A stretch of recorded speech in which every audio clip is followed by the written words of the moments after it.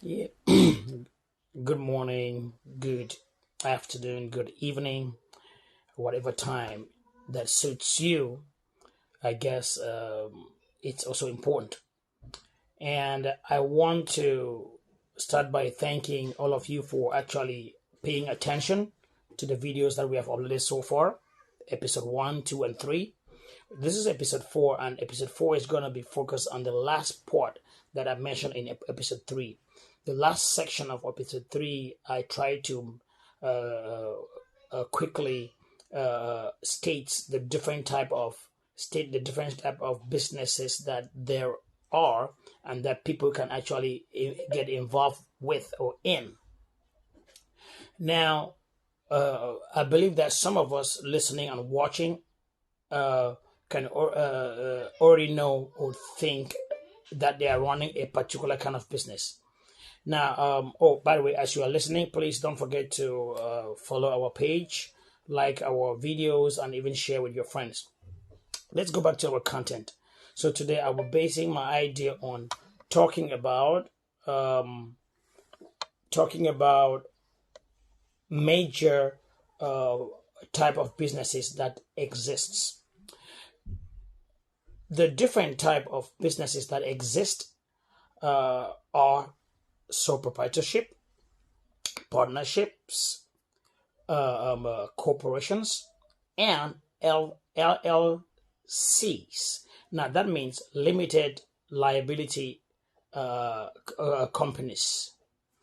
Now that said, that said, I would like to dive into the details so that we really understand what these businesses are, so that you know which one you are running and how to best manage and make sure they achieve the required or the desired or progress that you intend to achieve with your business or the impact that you intend to bring to put out there. So episode 4 of our talk business with Smith, it's gonna be based on this 4 sections or 4 business types. So I would like to start by stating clearly what the first kind of business that we can do is sole proprietorship or sole proprietorships. Now, in a nutshell, it just hearing that those 2 words it will switch on the idea of singularity in the business itself, which means it's a business owned by one person, and you cannot separate the business from the individual, the owner. It's like saying, my name is Smith and my business is Smith. So I am like, the business is Smith and Smith is the business. So you can't really separate the two. So a sole proprietorship simply means you cannot, by any means, there is no legal separation between the business and the owner,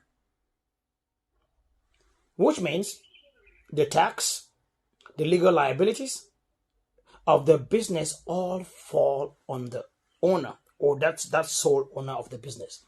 Which means if you are running a sole proprietorship, be aware that any losses incurred, any legal case, anything that comes with it, negative or positive, barely lies on your own shoulders. So that is technically, in the simplest way, what sole proprietorship is all about. So think about it and think about whether you are running a sole proprietorship or a partnership, because we tend to confuse these two a little bit.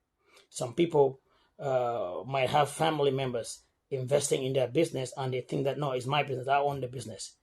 No, no, no, no, no. Even if someone even own just 5% of that business, it's not a sole proprietorship. It's not.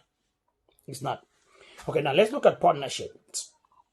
Partnership is a business relationship between 2 or more people. That brings me to my last statement I just made about sole proprietorships. So, if you come together as friends or brothers or sisters and then you build a business, that business is a partnership. And in that partnership, there will be a clear definition of shareholdings.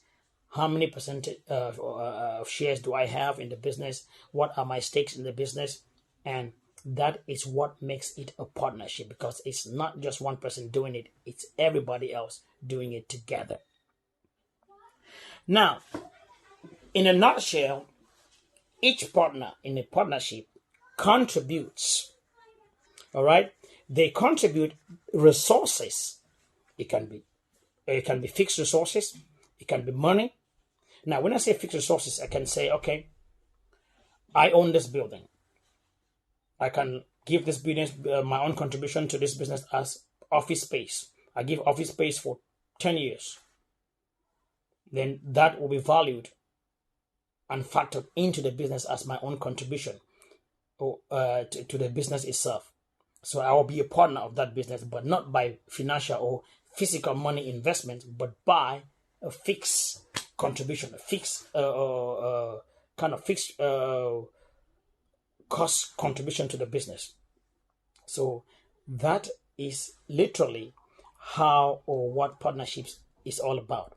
Then on again, to add to that, remember when we have profits in the partnership, these profits are shared amongst partners, but on what basis? On is your profits are divided on something we call end of year or dividends calculus that goes to each member of the business or each partner of the business as per their total input, what they invested or what they brought aboard for the business to run itself, to be running on. So partners, if you are a partner, don't always look at the total profit in the business. Look at what your shares bears you, what your shares will bring to you. Don't depend on, oh, the business is so big. It can be so big, but there are a lot of partners, which means your shares, your own input is literally very small. You can only have maybe 3% of the total dividends calculated. That can be 100 million or $1 billion. So in that case, you will see that you are not having too much money just because your own stake in the business is quite small. So that is how you're supposed to be looking at a partnership. You want to get more shares to increase your influence on the company, you can do so. If you have the financial ability, you can do so. That is if the company is permitting that. Every company, every partnership have their own rules of engagement. Now let's take a look at corporations real quick. I don't want to make this video too long. Remember to follow, like, and share our page with friends and share our videos too. Corporations, let me start by just defining the word itself. Corporation, as in business term, it's a business in which group of people act together as a single entity. Group of people act together as a single entity. Owners are commonly referred to as shareholders who exchange considerations for the corporations. For example, I decide to give all my financial liabilities or obligations to the company. Now, the point is, when we come together as shareholders, we are building one business. And in this case, that business is operating as a single unit. It's operating as a single unit.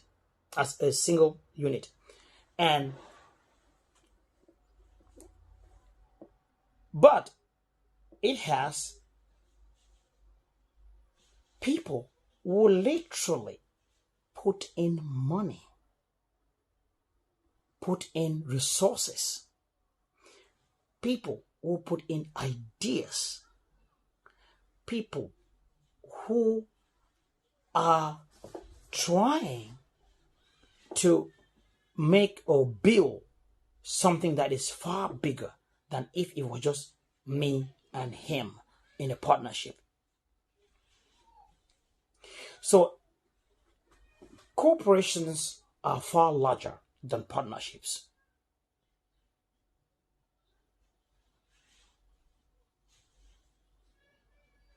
And as in sole proprietorship, where taxes comes to the sole investor or the sole owner of the business. In corporations, taxes come to the corporation. But as the taxes come, it spreads its tentacles across to all shareholders, which means that every shareholding that you have, everything that you have in the business is under tax regulatory management, which means everybody else is having an unfavorable tax rules affecting them. So corporations are big and their taxes are really huge. So think about it. Are you cooperating with someone to build something and it functions as a single unit? Or you want to do a partnership? Because some people tend to say, oh, he is my partner. I have 10 shares. He has 20 shares. And remember, corporations can have up to, I don't know, unlimited number of shareholders. That is if the company wants to go big. So bigger corporations really have a huge number of shareholders. And shareholders tend not to have a lot of say in corporations because they just buy their shares and sit back and wait for their shares to yield positive profits and results. Now, let's go quickly before the video gets to 13 minutes. Let's look at limited liability companies. This is a relatively new business structure and was first available to the world and to a lot of people in a state in the United States called Wyoming in 1977. Now, what does it entail? What does it really mean? A limited liability company combines the pass-through taxation benefits of partnership with the limited liability benefits of a corporation. What does that mean? What does that mean? It means that if I belong to a limited liability company, right? If I belong to a limited liability company, I am limiting how liable my resources are to the company and to government policies, to public policies. But if I am a sole proprietor, let's make that comparison to make it clear. It means that everything I am liable to it. But if I join a limited liability company, it means that I am limiting my liabilities. I don't want to be having 100% liability when it comes to tax policies. I don't want to have 100% liability when it comes to legal matters pertaining to the company.